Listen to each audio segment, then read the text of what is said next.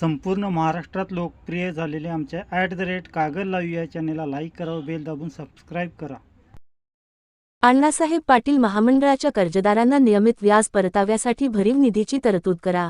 मुख्यमंत्री देवेंद्र फडणवीस यांच्याकडे राजे समरजितसिंह घाटगे यांची आग्रही मागणी. अण्णासाहेब पाटील आर्थिक विकास महामंडळाकडील कर्जदारांना गेल्या 8 महिन्यांपासून रखडलेला व्याज परतावा नियमितपणे मिळण्यासाठी शासनाने भरीव निधीची तरतूद करावी, अशी आग्रही मागणी राज्याचे मुख्यमंत्री देवेंद्र फडणवीस यांच्याकडे शाहू उद्योग समूहाचे अध्यक्ष राजे समरजितसिंह घाटगे यांनी निवेदनाद्वारे केली. मुंबई येथे मुख्यमंत्र्यांची भेट घेऊन त्यांनी हे निवेदन सादर केले. या मागणीला मुख्यमंत्र्यांनी सकारात्मक प्रतिसाद दिल्याची माहिती राजे समरजितसिंह घाटगे यांनी दिली. निवेदनात म्हटले आहे की अण्णासाहेब पाटील आर्थिक विकास महामंडळाच्या माध्यमातून राज्यातील तब्बल 1,81,324 लाभार्थ्यांनी 12% व्याज परतावा योजनेचा लाभ घेत स्वतःचे व्यवसाय उभे केले आहेत. या योजनेमुळे हजारो युवक आर्थिकदृष्ट्या स्वावलंबी झाले असून त्यांनी स्वतःच्या करिअरला नवी दिशा दिली आहे. कोल्हापूर जिल्ह्यातील जवळपास 23,000हून अधिक तरुणांनी या योजनेतून 10 ते 15 लाख रुपयांपर्यंतचे कर्ज घेऊन छोटे मोठे उद्योग सुरू केले आहेत.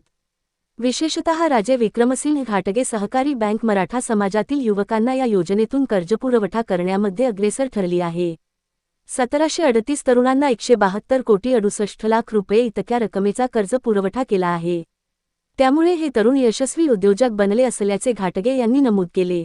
मुख्यमंत्री देवेंद्र फडणवीस यांच्या कार्यकाळात या महामंडळाच्या योजनांना मोठ्या प्रमाणात चालना मिळाली.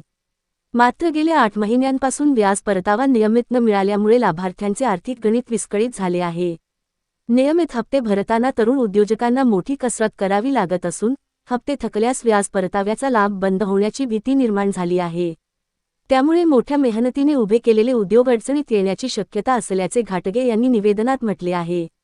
या पार्श्वभूमीवर राज्यातील तरुण उद्योजकांना दिलासा देण्यासाठी व्याज परतावा तातडीने आणि नियमितपणे मिळावा यासाठी शासनाने विशेष निधी उपलब्ध करून द्यावा, अशी आग्रही मागणी घाटगे यांनी केली.